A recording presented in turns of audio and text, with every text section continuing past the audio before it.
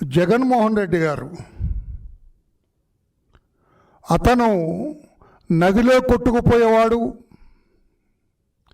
ఏదో రకంగా ఒడ్డుకు చేరాలి, ఏదో ఒకటి అతన్ని ఆసరగా తీసుకొని అతను ఒడ్డుకు చేరుకోవటం కోసం ఏ రకంగా అయితే జగన్మోహన్ రెడ్డి గారు ఈరోజు ప్రతి విషయాన్ని కూడా రాజకీయం చేస్తున్నారు. ఆయన కాపులందరూ కూడా కూటమికి అనుకూలంగా ఉన్నారని, కాపు నాయకులందరూ, కాపు వర్గానికి చెందిన వాళ్ళందరూ కూడా కూటమికి అనుకూలంగా ఉన్నారు. బ్రహ్మాండమైన మెజార్టీతో అధికారంకి వచ్చిన విషయం మనందరికీ తెలుసు. ఈ రోజున కుల రాజకీయాలని జగన్మోహన్ రెడ్డి గారు ఆయన కావాలని చెప్పి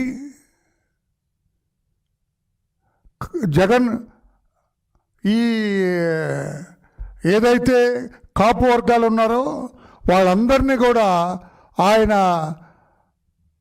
అబద్ధాలు చెప్పి వాళ్ళందరినీ కూడా రాజకీయం వైపు ప్రోత్సాహం చేస్తూ ఉన్నారు. ఆయన పోలీసులు దాడి చేశారని, అతన్ని మీద కావాలని దాడి చేశారని, అతన్ని లాకప్ డెత్ జరిగిందని, ఆ డెడ్ బాడీకి తీసుకెళ్ళి ఆ శవాన్ని అతన్ని ఆ శవాన్ని కాల్చారని, దహనం చేశారని, ఆ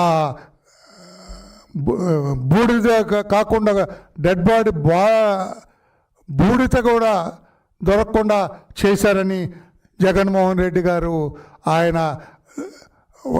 జగన్మోహన్ రెడ్డి గారు ఈ కాపు వర్గాలందరినీ కూడా ఆయన రెచ్చగొట్టడానికి చూస్తున్నారు.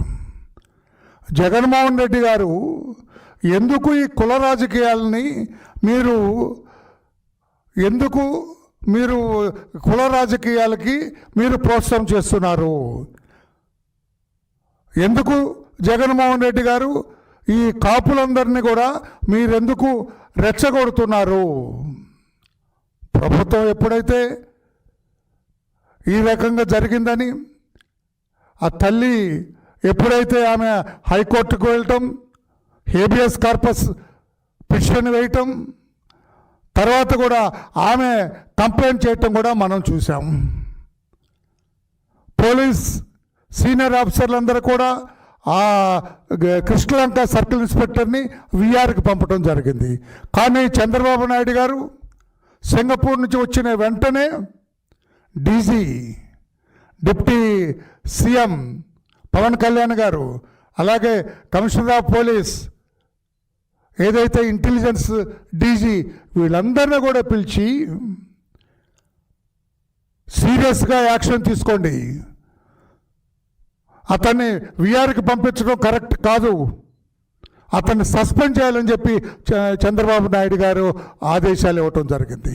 వెంటనే పోలీసు డిపార్ట్మెంట్ సిఐ గారిని, కృష్ణలంక సిఐని అతన్ని సస్పెండ్ చేయటం కూడా జరిగింది.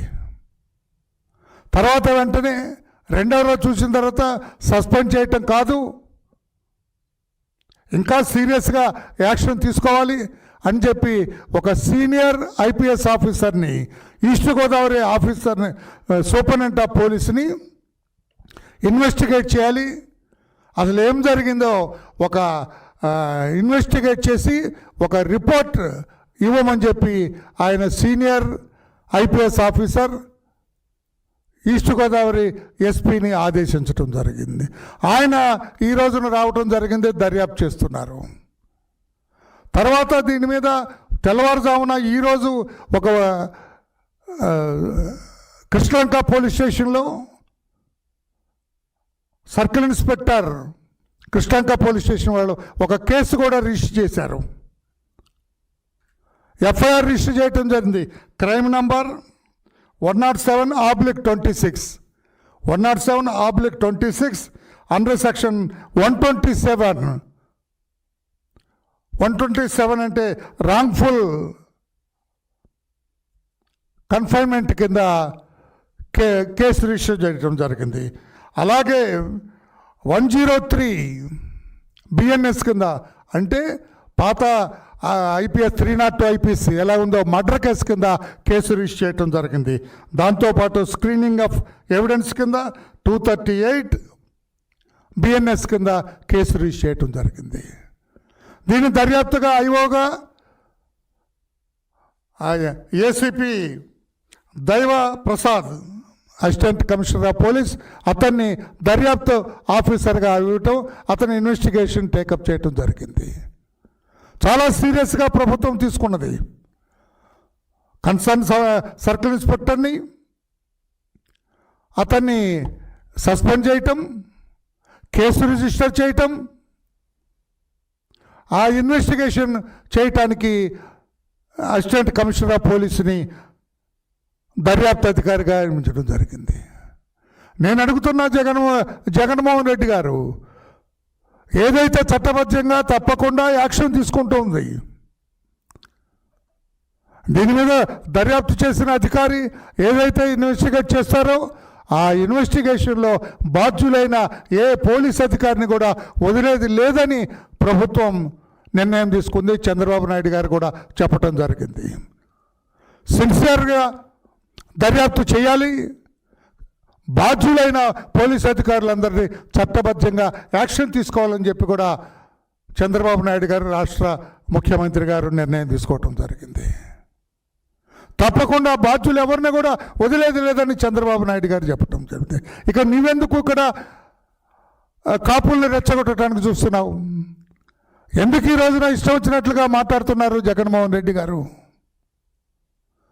ఎందుకు దీని మీద మొసలి కన్నీరు కారుస్తున్నారు ఈ కేసులు అని చెప్పి కూడా నేను తెలియజేస్తున్నా. అసలు ఎందుకు మీరు ఈ ఇంటికి వెళ్ళటం, ఈ తల్లితో మాట్లాడటం, ఏదో దాని మీద బాధ్యత కలిగిన వాడిగా నీవు కన్నీరు గార్చటం ఇదంతా కూడా మొసలి కన్నీరు కాదా అని చెప్పి నేను అడుగుతున్నా. మరి ఆ రోజున మీరు ముఖ్యమంత్రిగా ఉన్నప్పుడు జగన్మోహన్ రెడ్డి గారు తన అట్టని అల్లరి చేస్తున్నారని 14 సంవత్సరాల గౌడ కులానికి చెందిన అతను బాలుడు అమర్నాథ్ గౌడ్ అని అతను నా అక్కని ఎందుకు మీరు అల్లరి చేస్తున్నారని చెబితే నలుగురు మీ పార్టీ నాయకులు అతన్ని పెట్రోల్ పోసి తగలబెడితే మీరెందుకు వెళ్ళలేదు? ఇక్కడ కాపులు జరిగి వీళ్ళు చేసి ఒక కాపులకు అన్యాయం జరిగిందని చెప్పిన మీరు ఆ రోజున అతన్ని పెట్రోల్ పోసి తగలబెడితే ఆ గౌడ కులానికి చెందిన ఆ బాలుడు చనిపోతే మీరెందుకు వెళ్ళలేదు? ఎక్కడికి రావటం ఏంటి? అంటే కులాలతో రాజకీయం చేయాలనుకుంటున్నారా? కాపు వర్గానికి అన్యాయం జరిగిందని చెప్పాలనుకుంటున్నారా? మరి ఆ బాలుడు శవం దగ్గరికి మీరు ఎందుకు వెళ్ళలేదు? ఆ ముద్దాయిలైన ఎవరైతే పెట్రోల్ పోసి చంపారో వాళ్ళ మీద యాక్షన్ తీసుకోమని మీరు ఎందుకు మాట్లాడలేదు? ఆగస్టు 15న మీరు ముఖ్యమంత్రిగా ఉన్నప్పుడు ఒక రమ్య అనే ఒక యువతని, ఒక బాధ్యత గల చదువుకునే అమ్మాయిని నడి రోడ్డు మీద కత్తితో దాడి చేసి చంపితే మీరెందుకు వెళ్ళలేదు? ఆ అమ్మాయిని పలకరించడానికి వెళ్ళలేదు? అంటే ఈ కులాల మీద ఆ కాపు వర్గాలందరినీ కూడా రాజకీయంగా చేయాలని, రాజకీయంగా వాళ్ళని రెచ్చగొట్టాలనే ఉద్దేశంతో మీరు వెళ్ళారు. ఆ అమ్మాయి రమ్యని ఎందుకు మీరు వెళ్ళలేదు? ఎందుకు బాధ్యతగా మీరు వ్యవహరించలేదు? ఆ శవాన్ని పలకరించడానికి, ఆ కుటుంబ సభ్యులను పలకరించడానికి మీరు ఎందుకు వెళ్ళలేదు? మీ కాన్స్టిట్యున్సీలో జగన్మోహన్ రెడ్డి గారు పులివెందుల కాన్స్టిట్యున్సీలో నాగమ్మని ఒక దళిత మహిళను రేప్ చేసి ఆ అమ్మాయిని హత్య చేస్తే మీ నియోజకవర్గంలో మీరు ఎందుకు వెళ్ళలేదు? ఆ దళిత మహిళని ఎందుకు మీరు ఆ కుటుంబ సభ్యుల్ని పలకరించడానికి వెళ్ళలేదు? ఆ శవాన్ని చూడటానికి మీరు ఎందుకు వెళ్ళలేదు? ఇక్కడికి వచ్చారు, ఈ కాపులందరికీ రెచ్చగొట్టాలనే ఉద్దేశంతో మీరు ఇక్కడికి వచ్చారు, అక్కడికి ఎందుకు వెళ్ళలేదు? సుధాకర్ అనే డాక్టర్, అతను కూడా మాస్క్ కావాలని అడిగితే అతను చనిపోయాడు. అతన్ని బలవంతంగా అతను చంపేయటం జరిగింది. అతన్ని పలకరించడానికి మీరు ఎందుకు వెళ్ళలేదు? ఆ కుటుంబ సభ్యులను ఎందుకు పలకరించలేదు? అంటే మీరు ఈ కుటుంబం కాపు కులానికి చెందిన వాళ్ళందరినీ కూడా రెచ్చగొట్టాలనే ఉద్దేశంతో, రాజకీయంగా లబ్ధి పొందాలనే ఉద్దేశంతో మీరు ఈ రకంగా కాపుల్ని రెచ్చగొట్టడం అది సరైనదా అని చెప్పి నేను అడుగుతున్నా. మీ మాజీ మంత్రి ఎవరైతే ఈ రోజున ఉన్నారో అంబటి రాంబాబు, ఎవడో చనిపోతే ఆ డెడ్ బాడీని ఇతను చంపారని చెప్పటం, ముందొక పోలీసు వెనకొక పోలీసు మధ్యలో డెడ్ బాడీని కూర్చొని కాల్ చేశారని చెప్పటం, ఈ రకంగా కావాలని చెప్పి కాపులను రెచ్చగొట్టడం కోసం, రాజకీయంగా వాడటం కోసం చేస్తున్నారు. ఇది సరైంది కాదు అని చెప్పి కూడా జగన్మోహన్ రెడ్డి గారిని నేను అడుగుతున్నా. చంద్రబాబు నాయుడు గారికి తెలుసు, తప్పు చేసిన ఏ పోలీస్ అధికారిని కూడా ఆయన వదిలేది లేదని చెప్పారు. సస్పెండ్ చేశారు, కేసు రిజిస్టర్ చేశారు, మర్డర్ కేసు రిజిస్టర్ చేశారు, దర్యాప్తు జరుగుతూ ఉంది. ఒక IPS officer east Godavari SP గారు వచ్చి ఈ రోజున దర్యాప్తు చేస్తూ ఉన్నారు. వాళ్ళందరూ కూడా ఆ కుటుంబ సభ్యులు జగన్మోహన్ రెడ్డి గారు గౌరవ సీఎం గారిని కలిశారు. సీఎం గారు క్లియర్గా చెప్పారు, తప్పకుండా తప్పు చేసిన ఏ పోలీస్ అధికారిని కూడా వదిలేది లేదు, చట్టబద్ధంగా యాక్షన్ తీసుకుంటాం. అతను చనిపోవటానికి కారణం పోలీస్ అధికారులు అయితే వాళ్ళందరి మీద చర్య తీసుకుంటామని చెప్పి ఆ కుటుంబ సభ్యులందరికీ న్యాయం జరుగుతుందని చంద్రబాబు నాయుడు గారు చెప్పడం జరిగింది. నీవేమో వాళ్ళందరి మీద కాపుల్ని రెచ్చగొట్టాలని చూస్తున్నావు. కావాలని చెప్పి కాపుల్ని రెచ్చగొట్టాలని, కాపులందరూ కూడా కూటమికి అనుకూలంగా ఉన్నారని మీరు రాజకీయంగా మొసల కన్నీరు కారుస్తున్నారు. అది సరైనది కాదు అని చెప్పి కూడా జగన్మోహన్ రెడ్డి గారికి మీకు తెలియజేస్తున్నాను. నేను కావాలని చెప్పి మీరు ఈ రకంగా ముసలి కన్నీరు కార్చడం సరైనది కాదు అని చెప్పి కూడా చేస్తున్నాం. ప్రభుత్వం కఠిన చర్యలు తీసుకుంటామని చెప్పడం జరిగింది, అదే జరుగుతుంది. ఐపీఎస్ ఆఫీసర్ ఇన్వెస్టిగేట్ చేస్తున్నారు. ఏసీపీ దైవ ప్రసాద్ అతను ఇన్వెస్టిగేట్ చేస్తున్నారు. తప్పకుండా ఎవరు చర్యలు తీసుకున్నా, ఎవరు అనవసరంగా నేర ప్రవృత్తితో ఉన్న ఏ పోలీస్ అధికారిని కూడా వదలేదని చెప్పి కూడా చెబుతున్నారు. అందుకని జగన్మోహన్ రెడ్డి గారు ఇటువంటిది కులాలని రెచ్చగొట్టి, కాపు వర్గాలను రెచ్చగొట్టి రాజకీయ లబ్ధి పొందాలనుకోవటం సరైనది కాదు అని చెప్పి కూడా తెలియజేస్తూ సమన్వయం పాటించండి. ప్రభుత్వం తప్పకుండా చర్యలు తీసుకుంటుంది. తప్పు చేసిన వాళ్ళందరినీ కూడా ఏ పోలీసు అధికారిని కూడా వదిలేది లేదు అని చెప్పి కూడా తెలియజేస్తూ ప్రభుత్వం చాలా సీరియస్గా యాక్షన్ తీసుకుంటుంది. తప్పకుండా దర్యాప్తు జరుగుతుందని చెప్పి కూడా తెలియజేస్తూ, ఇది సరైన రీతి కాదు. జగన్మోహన్ రెడ్డి గారు ఇటువంటి అబద్ధాలు